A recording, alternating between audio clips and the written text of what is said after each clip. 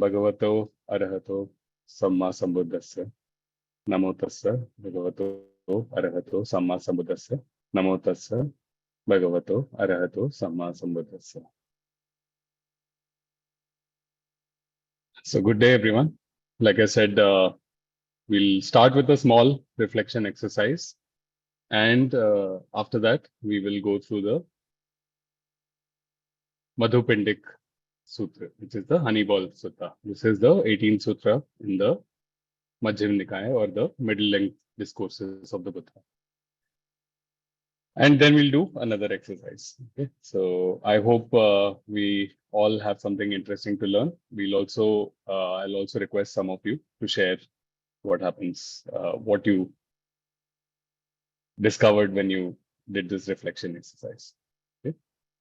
Okay. So first of all, think of a particularly stressful situation you've been through recently, right? So it could be with a colleague, with a family member, it could be related to your spouse or partner. It could be related to how you see yourself, right? So how you see yourself doing well in life, or your body image, or anything. So take a particularly stressful situation that you've been through recently. Okay? Just identify something and just wait for a few seconds. So try to remember something that was very unsettling for you.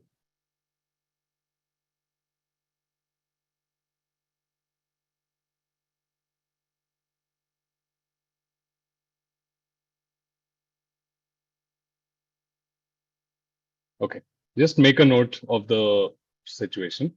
Okay. Second thing I want you to note down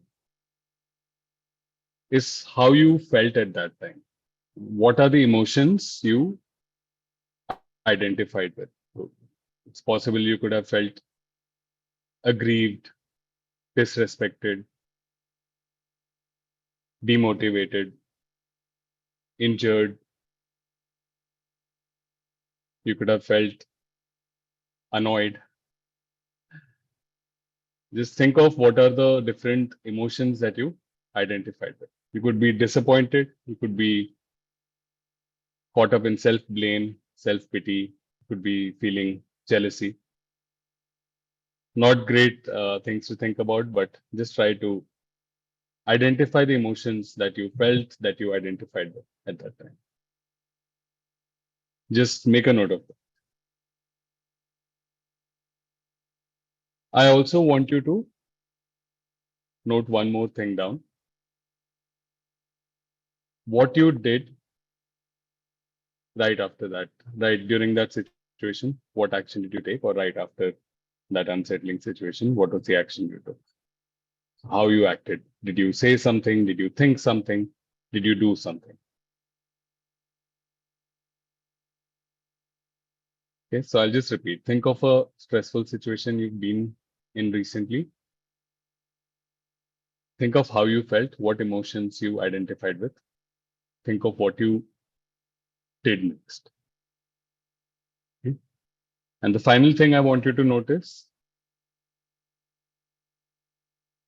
did you feel powerless or powerful while doing this? Did you feel helpless or capable when you went through this situation?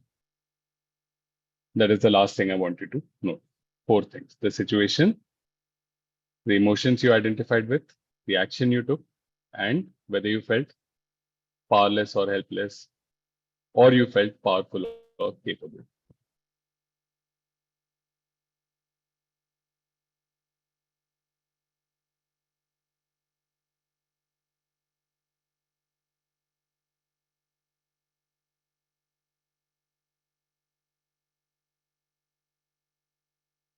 Okay. I'll share one quote which I found was very appropriate for this sutta by a modern great. Tells us that what the Buddha taught is something that is applicable not just at his time, but today as well. A man is but a product of his thoughts. What he thinks, he becomes.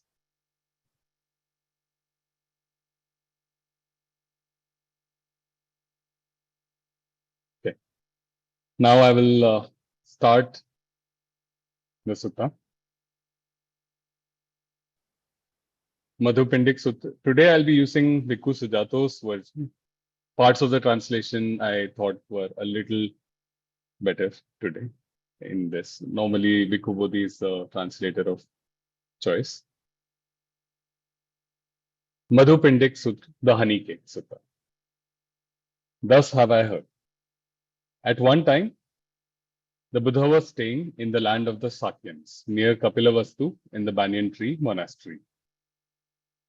Then the Buddha robed up in the morning and taking his bowl and robe, entered Kapilavastu for alms.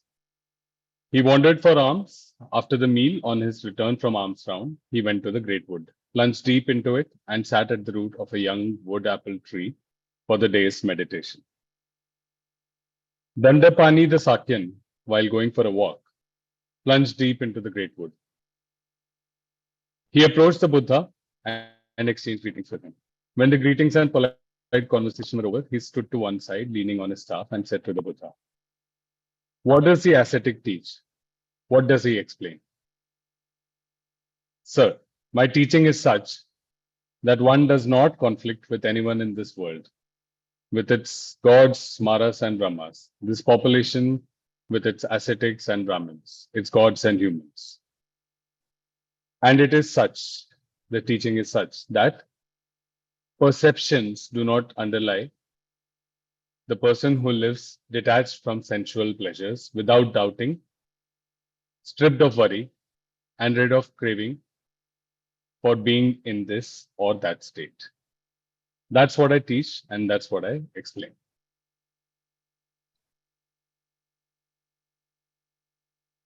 It is such that perceptions do not underlie, concepts do not underlie the person who lives detached from sensual pleasures without doubting, stripped of worry, and rid of craving for being in this or that state.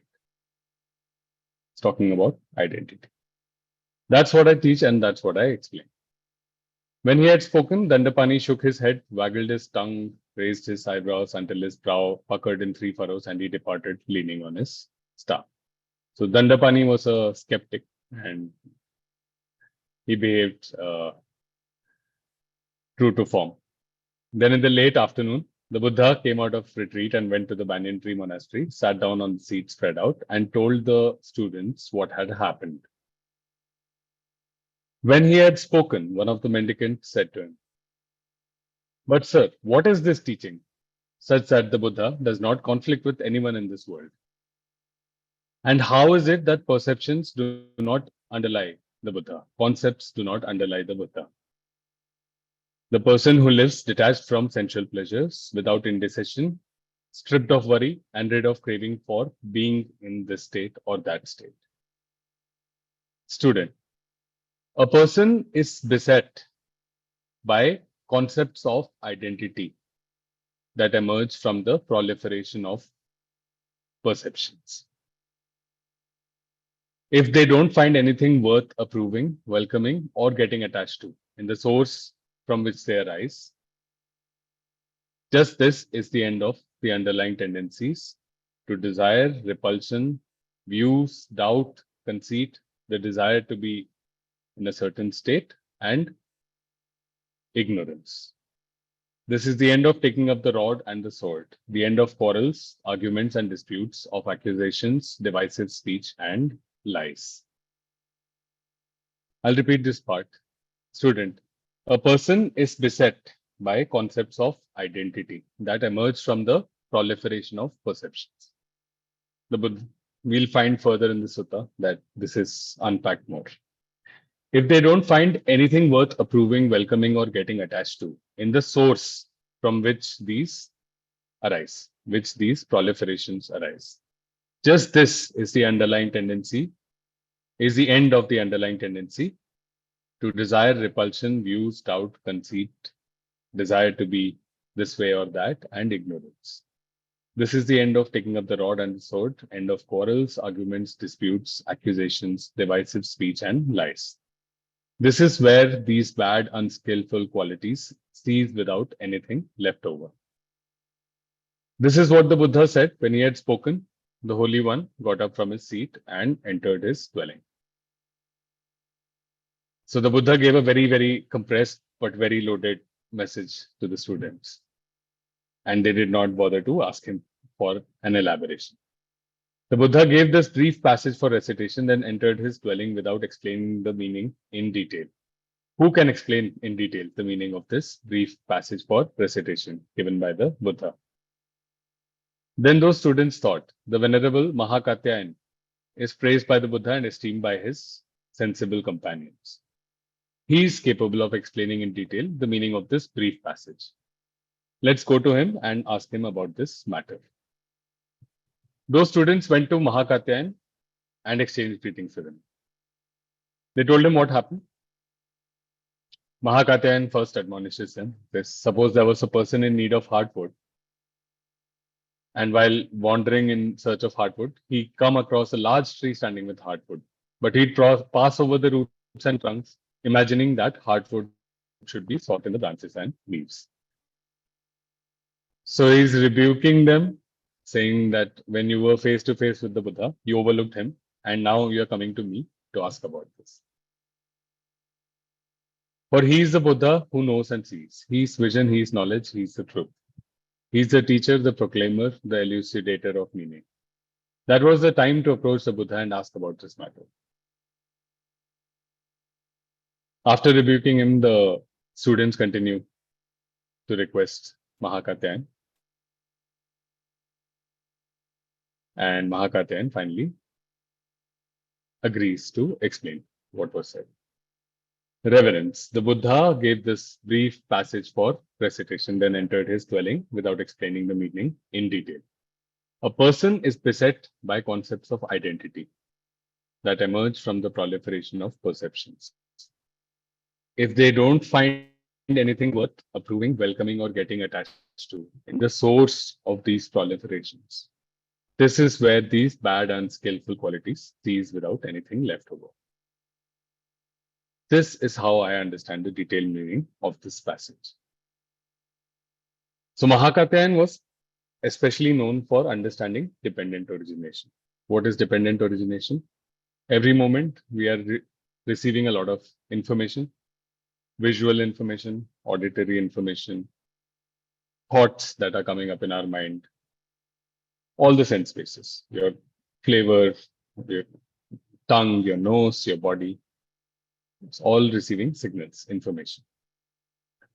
And Mahakatyayan would track the process. So what happens when the signal comes? How do mental processes start from a simple stimulus? So he was good at explaining that. In this sutta, he explains it a little different, not using the links of dependent origination, but in terms of proliferation of thoughts. Eye consciousness arises dependent on the eye and sights. So there is visual information, sights, there is the eye, and there is the ability to understand what is being seen. There is a ability within us to process visual information, that is eye consciousness. Meeting of the three is contact. Contact is a condition for feeling. Feeling is either pleasant or unpleasant or neutral. It is something that calls for your attention. When you see something very pleasant or very unpleasant, you are more likely to pay attention to that. So contact is a condition for feeling. What you feel, you perceive.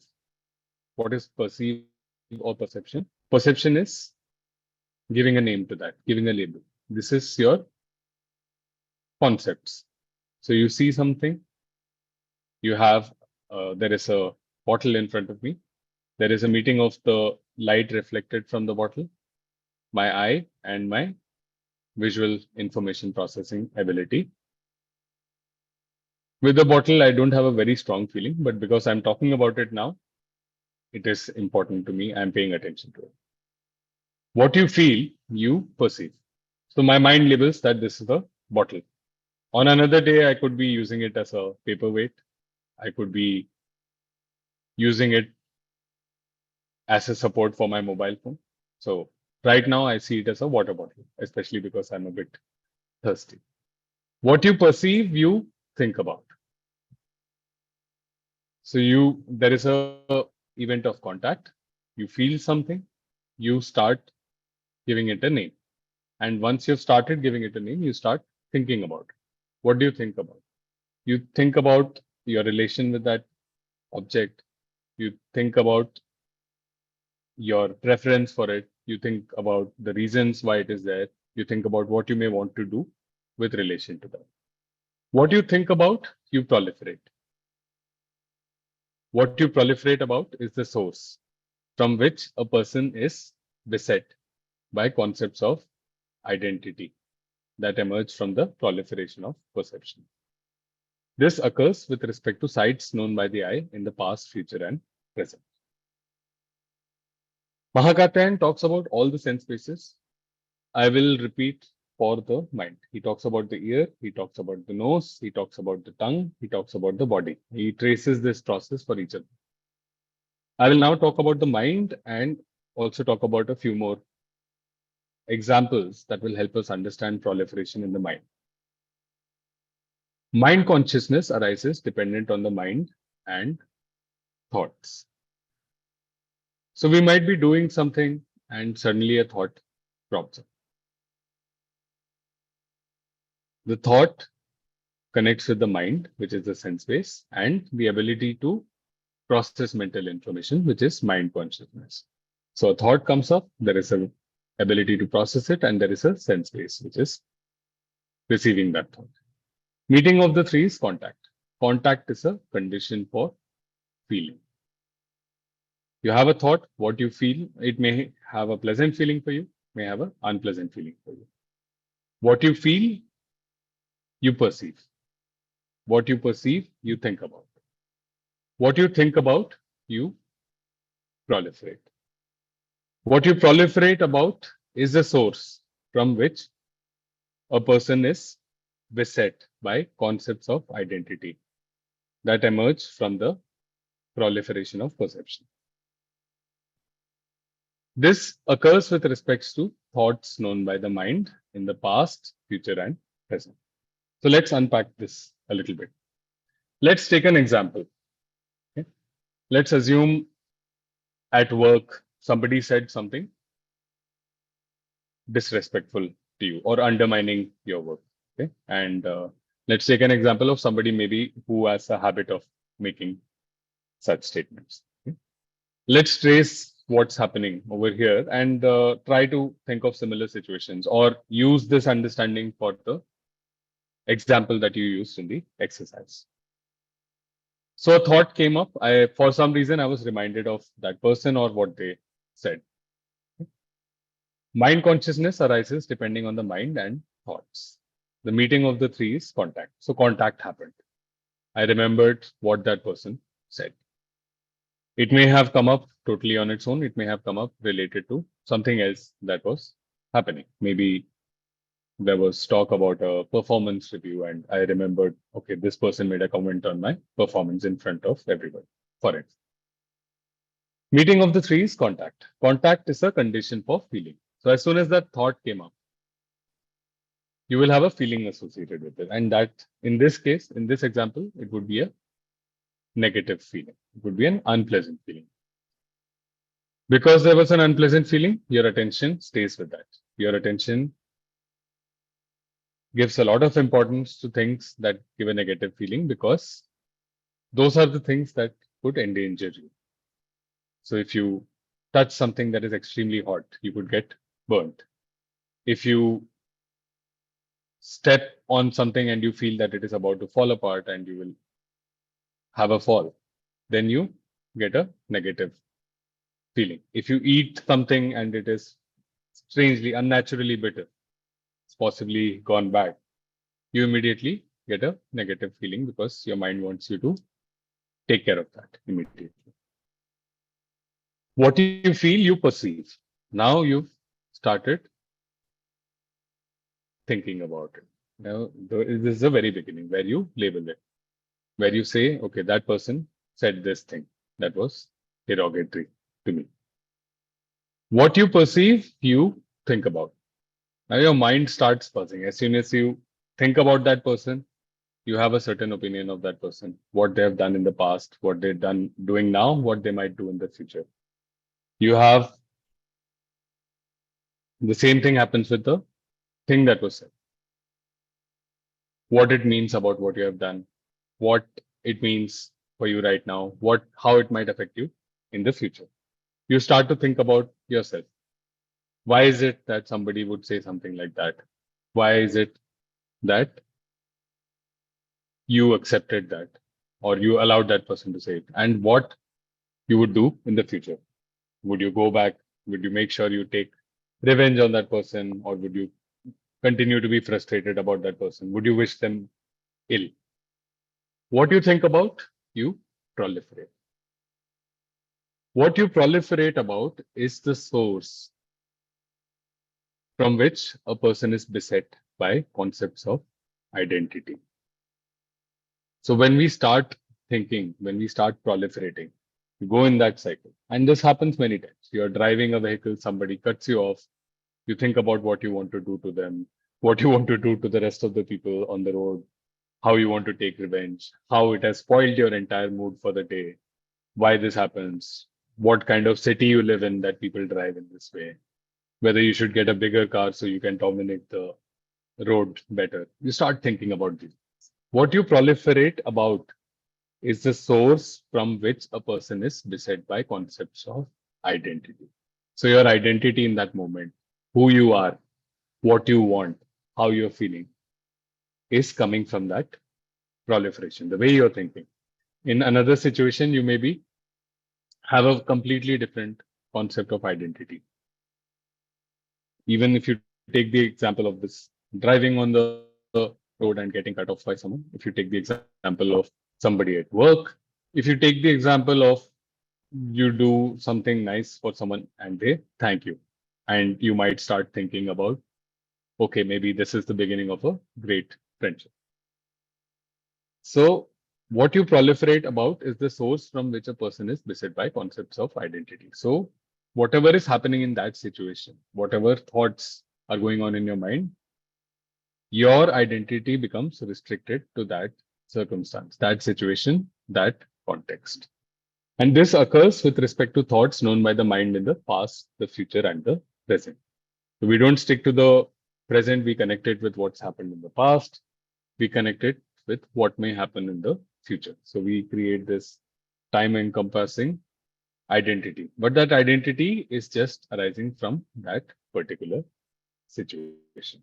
What you proliferate about is the source from which a person is beset by concepts of identity. I'm stressing on this part because it is the source that the Buddha talks about in his initial passage, and we'll come back to that. So in case you missed that. There's a bit of repetition now. So now Mahakatyan is asking you to look at the different parts of it, he's asking you to break it up. He talked about the entire process. Now he's asking you to break it up. We have already done that. When there is the eye, sight, and eye consciousness, it's possible to point out what's known as contact. When there is what's known as contact, it is possible to point out what's known as feeling. When there is what's known as feeling, it is possible to point out what's known as perception. When there is what's known as perception, it's possible to point out what's known as thinking. When there is what's known as thinking, it is possible to point out what's known as being beset by concepts of identity that emerge from the proliferation of perceptions. And the same thing for the other sense bases. Now he goes the other way around. He says, now your identity was, you see how your identity in that situation came. In some other situation, you're a man or a woman, you're an educated person or an uneducated person, you have a certain ideology, a political ideology, you have a certain team that you support, you have a nationality, you have a community, you have a religion.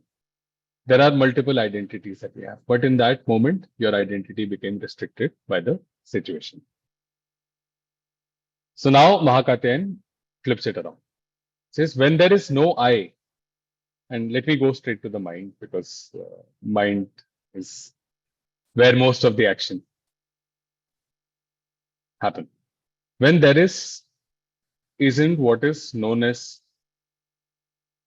mind, where or thoughts or consciousness, it is not possible to point out what's known as contact. When there isn't what's known as contact, it is not possible to point out what's known as feeling. When there isn't what is known as feeling, it's not possible to point out what's known as perception. When there isn't what's known as perception, it's not possible to point out what's known as thinking. When there isn't what's known as thinking, it's not possible to point out what's known as being beset by concepts of identity. So now what Mahakatyan is saying is that the contact, the information event that happened, is what is responsible for that identity. That identity is not something that is continuous, permanent, and has a nature of its own. It came about as a result of processing that event, information event. It came about because of that. It's not something independent. It's not something permanent. It is something that we are using to make sense of that information event and trying to use to take decisions based on that. This is how I understand the detailed meaning of that brief passage for recitation given by the Buddha. And what was the brief passage? Now that we have unpacked it, I'm going to just repeat the brief passage.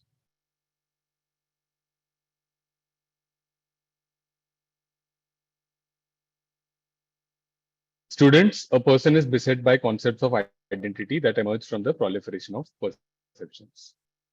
If they don't find anything worth approving, welcoming, or getting attached to in the source from which they arise, the source is proliferation of perceptions.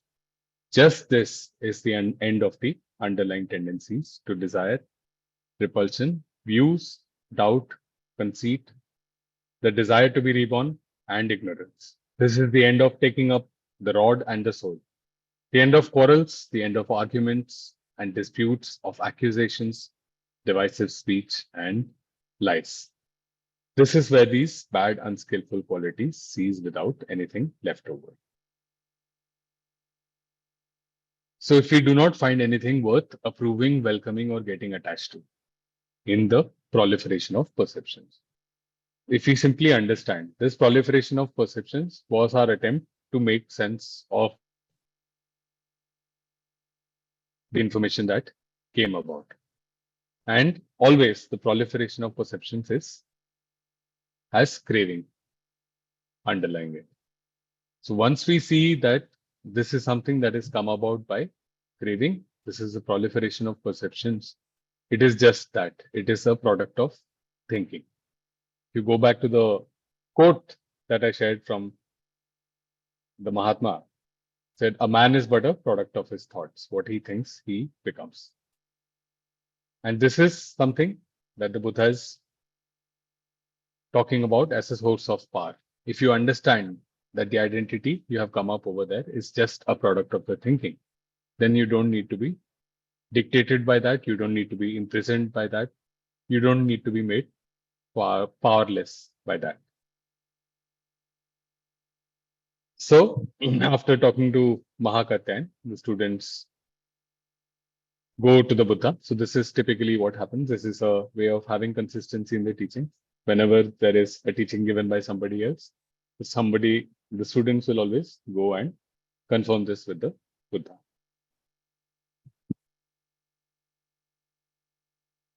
So Mahakatyan tells him, if you wish, you may go to the Buddha and ask him about this. You should remember it in line with the Buddha's answer. Yes, Reverend, said those mendicants, approving and agreeing with what Mahakatyan said. Then they rose from their seats and went to the Buddha, bowed, sat down on one side, and told him what had happened. The Buddha said, Mahakatyan is astute mendicants. He has great wisdom. If you came to me and asked this question, I would answer it in exactly the same way as Mahakatya. This is what it means, and that's how you should remember it. When he said this, Venerable Ananda said to the Buddha, Sir, suppose a person who was weak with hunger was to obtain a honey cake. Whenever they tasted, they would enjoy a sweet, delicious flavor. In the same way, whenever a sincere, capable student might examine with wisdom the meaning of this teaching, they would only gain joy and clarity. Sir, what is the name of this exposition of the teaching? Well, Ananda, you may remember this exposition of the teaching as the honey cake discourse. This is what the Buddha said. Satisfied, Venerable Ananda was happy with what the Buddha said. So that's why the name Madhupindik or honey cake comes. It is in many suttas, it is actually the simile used is related to the name of the sutta. Here it is used to describe the quality of this sutta. So I'll just spend a minute more on what the Buddha taught. So the Buddha is actually giving us, if you remember, the topic for this discussion was, is your identity healing or hurting you?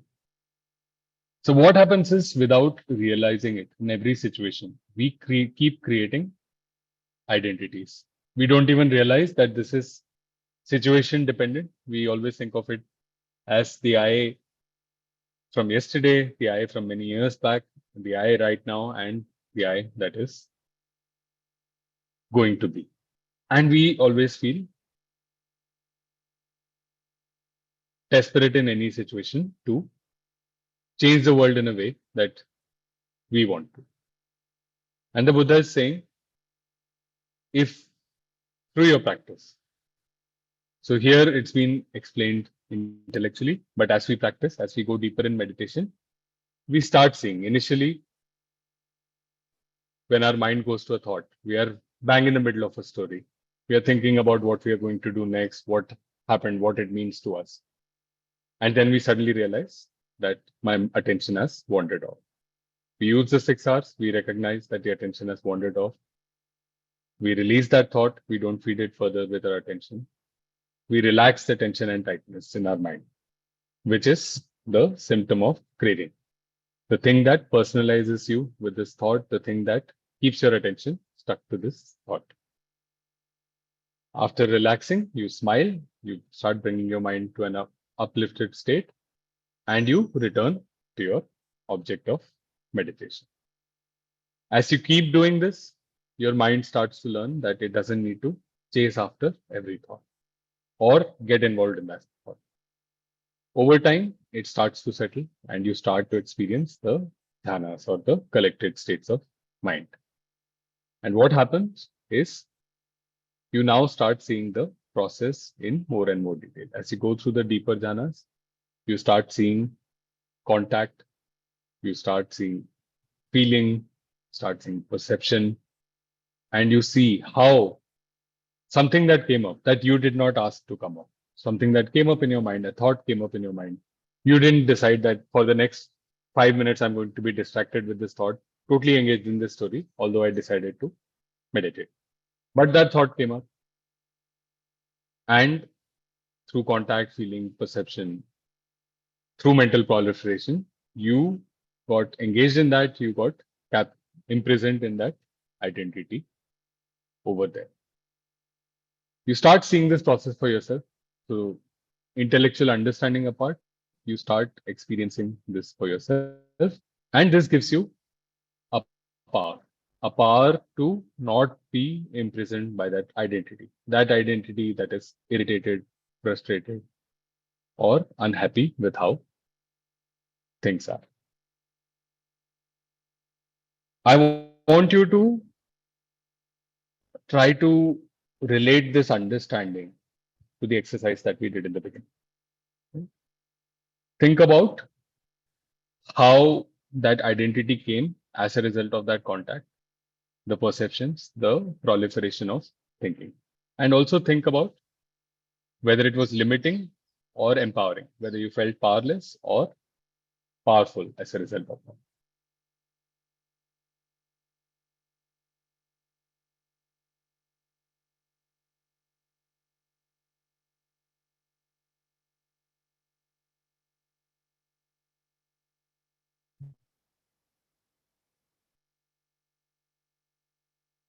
So when are we powerless? We are powerless when we cannot make the world exactly the way we want it to be.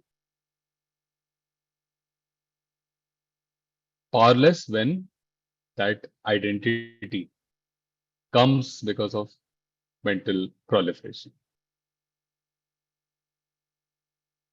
You start thinking that I want the world to be different. I don't want that colleague to have made that comment about me. I didn't want that person to have insulted me by cutting me off on the road. I didn't want this or I didn't want that, or I wanted this and I could not get it. You're powerless when that identity that is stuck with craving to what it wanted, and that is caught up to the proliferation of concepts happening in your mind at that time. That makes you powerless. And how do you exit that? You use the 6 hours, you get your mind to a uplifted state. Think about what it means to be powerful. Powerless, if powerless is somebody who cannot change the world the way they want to be. Once you step out of that identity, once you stop being stuck in that identity that came as a result of that contact, that little information event, manufactured an identity, trapped you with it. Once you step out of it, you can always think of yourself as someone who can make a positive change to the world, no matter what your situation. So this is a smiling meditation for a reason. No matter what your situation in life, you can make a positive change to the world with a smile. To the people around you, you can make a positive change. And that is just the beginning. There is more that you can give. Interestingly, Mahatma Gandhi also has a very nice quote. I am sure he imbibed a lot of the wisdom of the Buddha. Mahatma Gandhi says the weak can never forgive. Forgiveness is the attribute of the strong. So to be able to step out of the identity that is restricted by mental proliferation, by the coming up of concepts from one small information event that you did not even control. It came up all of its own. You can take the power back. And what are the tools of the powerful? The Brahma Viharas, loving kindness, compassion, rejoicing, equanimity. No one in the world can stop you from exercising your ability to be in these states. No one in the world can take away the power for you to act from these states. And no one can stop you, take away the power of your ability to make a positive change to the world. You have the other related kind of secondary qualities of forgiveness, generosity, friendship, which are derivatives of the four Brahma Viharas. They're great. You can also include gratitude. They are great tools by themselves. They are all have their origin in the Brahma Viharas. So I want you to do a second part of the exercise. I want you to go back to that situation and think about how you could have stepped out of that identity that you have noted down earlier. And use the tool of the powerful. Use that tool. And what could your action have been? And how that would have made you feel. So we have the same situation, right? We have the same situation. There was something you identified with, emotions that you identified with, that you noted. You also noted the actions that you took, and you noted whether it made you feel powerless or powerful, or helpless or capable. Now I want you to think about if you acted with one of the Brahma Viharas of the base, if you did not identify with those emotions, what kind of you can use any other emotion that is a composite emotion, right? Like gratitude, like forgiveness, generosity, friendship. What could you have used? What might your action have been? And how would that have made you feel? So I want to spend a couple of minutes, and then I would like some of you to share what came up with. And I want you to be fearless in sharing. This is a safe space. This is a community that helps each other grow. I want you to share it so others can learn and reflect on other things in their own life by taking inspiration from it. So we'll take a couple of minutes. Whenever somebody is ready to share, please raise your hand and we'll hear what you have to say.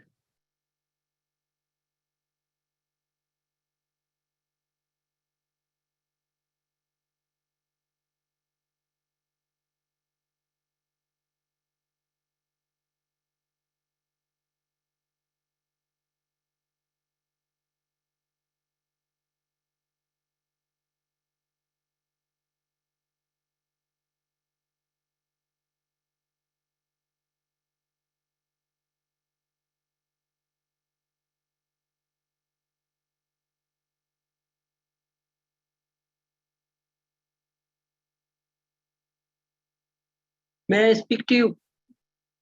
Yes, please go ahead. Powerless is known to me, and I should have applied equanimity. Everything is okay, but the spot, the identity which came to my mind that he is giving disrespect was known to me. That's why I must be somewhat give high pitch of voice.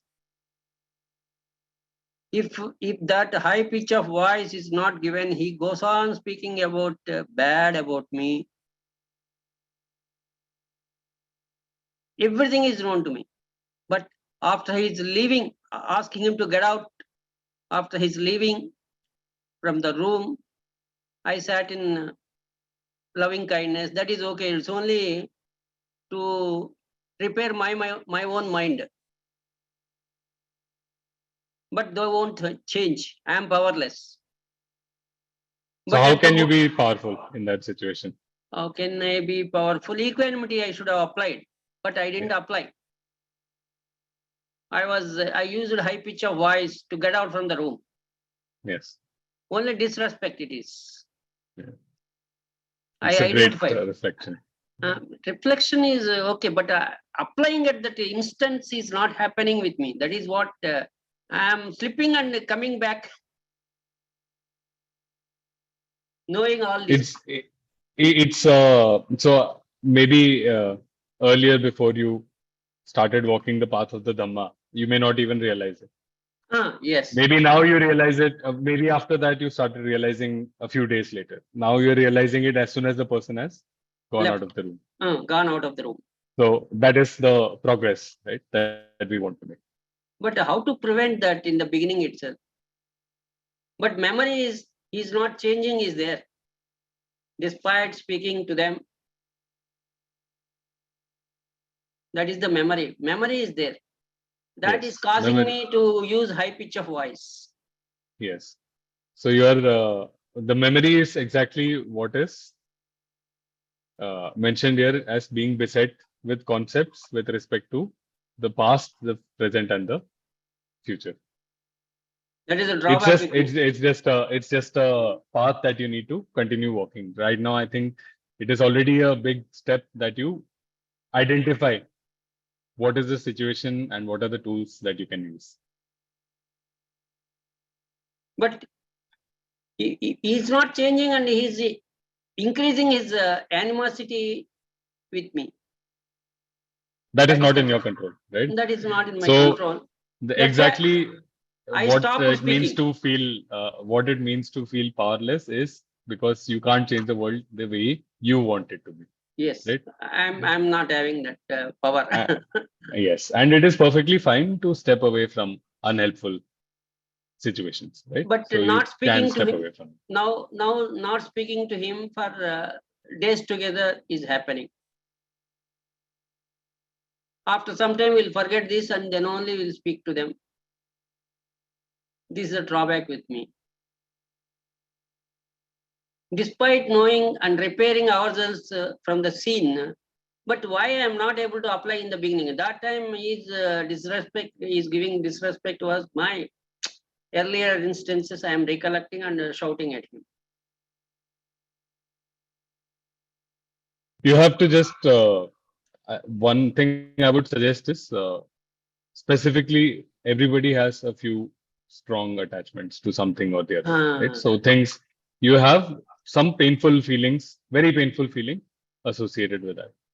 So what I would suggest is before you sit, right, you can use your intuition to actually work on these. You can look at the specific situation and ask yourself, what do I need to do to be more alert to the craving that is arising in me?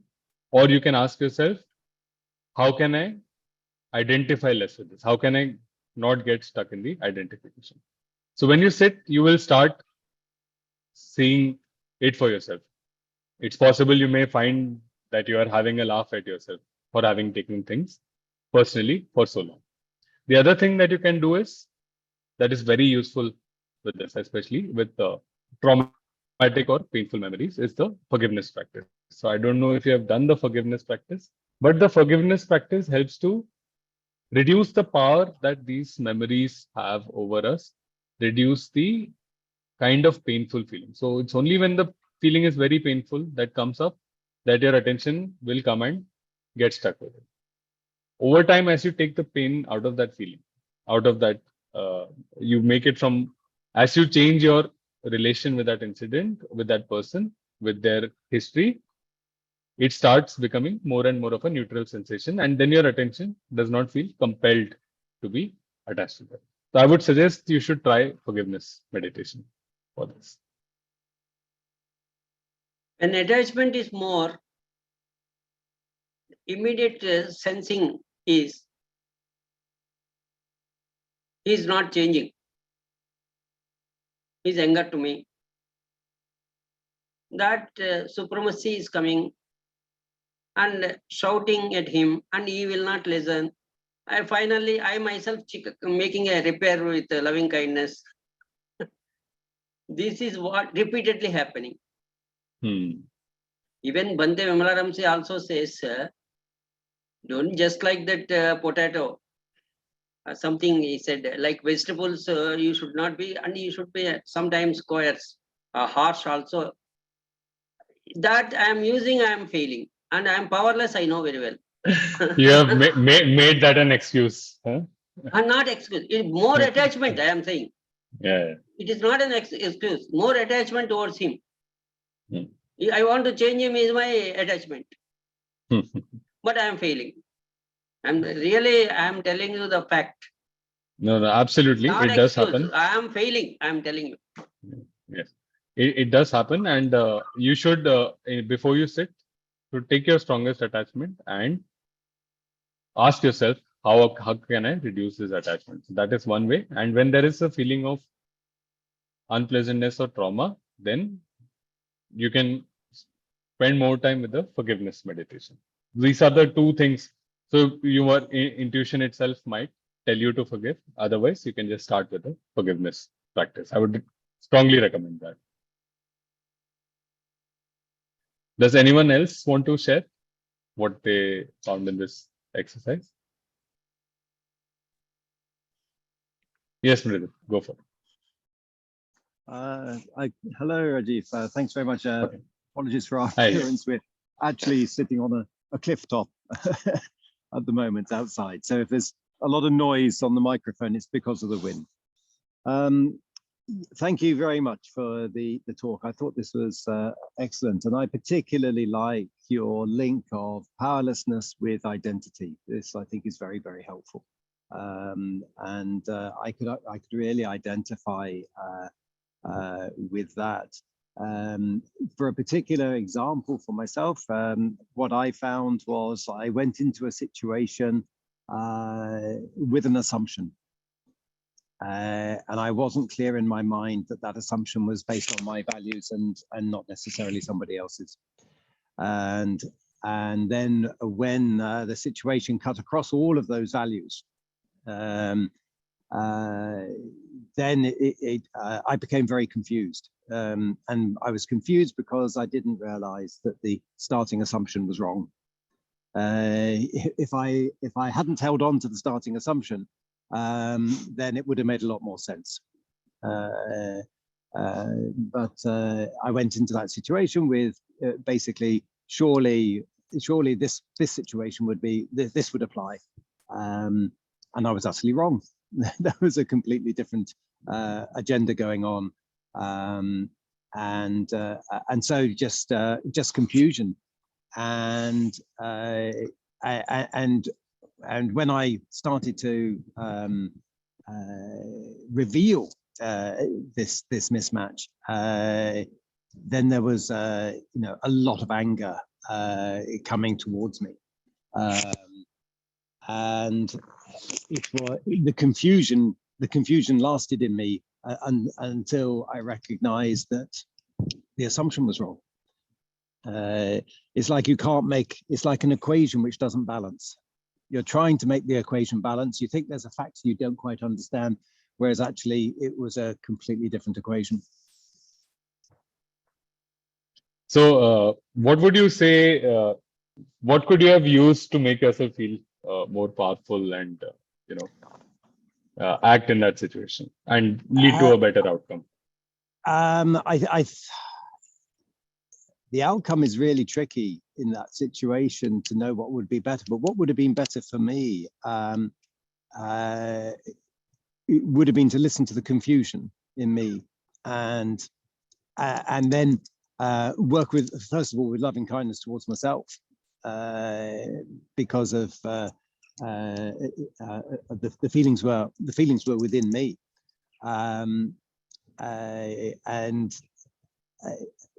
and then, well, to a certain extent, I was reasonably rational in pointing things out, but everything that was pointed out just escalated more. So it might have been easier if I'd worked with my own confusion to simply have said, look, we seem to be working in different directions here, and what is the direction you're coming from? Right. So maybe a bit of compassion as well. Yeah. To create more space. Yeah. Thank you for sharing that, you. And I think that is something that happens, right? So one of the hardest things is to listen to someone without your own agenda getting in the way, right? Which is related to the identity that's propped up at that point. You want a certain outcome, you have lots of thoughts, you're creating identities very quickly, and you are filtering everything that the other person says through what you want to hear or the way you think about things. Right. Yeah. Thanks for sharing it. Yeah. Oh, thank you. Yeah. Mridul, would you like to share? Hi, thanks Rajiv for the great talk. I wanted to share a small example. I think it is small because how everyday things in our lives end up impacting us for negatively for good 2-3 hours, right? So this is an incident of 3-4 days back, and me and my wife were working in the kitchen, and I was doing something, and I was working on a particular thing, and I left it on the counter. Whereas I should have kept it in the refrigerator. I left it because thinking that, okay, when we come back to eat, that is when I will put it back. And I came and I started working. Now she came back and she had been in the kitchen for long and she was irritated. There is heat here. So she came back and she told me that I should have kept it in the fridge in a very loud way. Now this is where I felt identity came in, where I felt that, you keep shouting on me all the time, and this is not how you should talk. The idea was not for me to, I started to give an explanation and rationale for my action. what happened was 2-3 hours, like we didn't talk, and both of us were like not in the right frame of mind. Very small, unnecessary situation that happened led to, bad taste for 2-3 hours. So yeah, this happened. Very small thing about how you can't talk to me like that, right? All the time. I think that me was the problem here. Uh, if after listening to the talk and contemplating about it later, compassion definitely was one way to look through it, understand her situation, and take an action about just going there and putting it back in the fridge, because she wasn't expecting it was something that anyways had to be done. So just doing it then could have uh, helped us see things differently and avoid that 2 hours of unnecessary friction that happened. So yeah, just wanted to share that. Thanks for sharing that, little. And yeah, it is. It doesn't have to be something very major, right? To just send our mind off in a spin.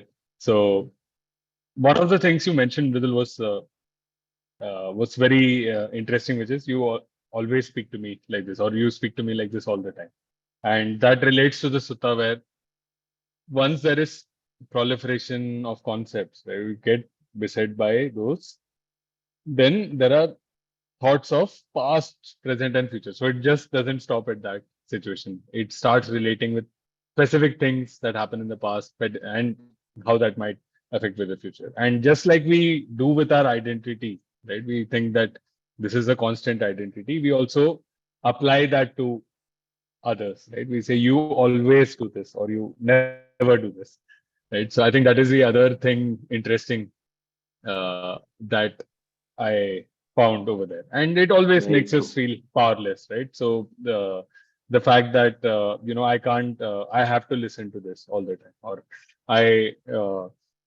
I didn't make such a big mistake to be reprimanded in such a way, or something like that. So you feel powerless, and if you're able to actually take it in your stride, then you have all the power. In that moment, you have the power to make a positive change, right? So that is a very empowering feeling, and I hope all of us continue to walk through the path and use that power more often as often as we can. Great. Would anyone else like to share their exercise? Maybe one more, and then we can uh, you know end the session with that, and have others and others can use their exercise, hopefully. If, like Mr. Sarma said, if there is there may be some action related to that. Maybe you can ask yourself before you sit down for your meditation, how could I have approached this differently? Or try to understand, see how that identity comes up, and forgive yourself for that.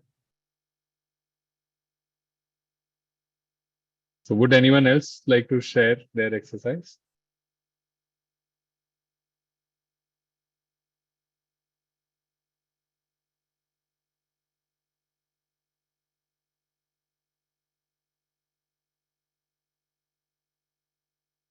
Okay. So if not, I think we have wrapped up in good time. And I'll just share, let's share some merit. I'll just share the prayer on the screen so we can all read it together.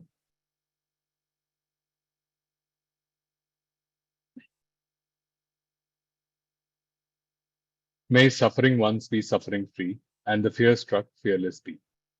May the grieving shed all grief, and may all beings find relief. May all beings share this merit that we have thus acquired for the acquisition of all kinds of happiness. May beings inhabiting space and earth, devas and nagas of mighty power, share in this merit of ours. May they long protect the Buddha's dispensation. Sad, sad, sad.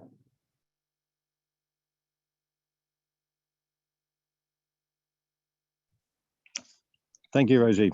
Thank you very much. Thank you. Thank you. Thank you. Have a lovely day, everyone. Thank you.